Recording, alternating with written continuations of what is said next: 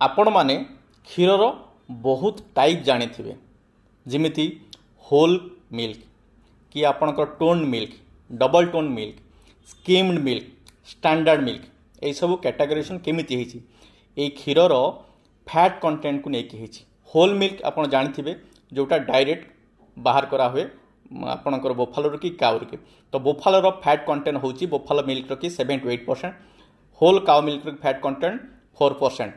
तापरे आपणकर standard milk जोटा FSSAI माने food safety and standard authority of India तार फैट कंटेंट होची आपणकर 4.5%। आपणकर टोन्ड मिल्क रे की फैट कंटेंट होची 3%, डबल टोन रे की आपणकर फैट कंटेंट होची 1.5% एवं स्किम्ड मिल्क रे की सेथर की फैट कंटेंट होची 0.1%। ए फैट कंटेंट को नेई की एते टाइप रो क्षीर अछि एवं आपण मान को एडवाइस करा होय।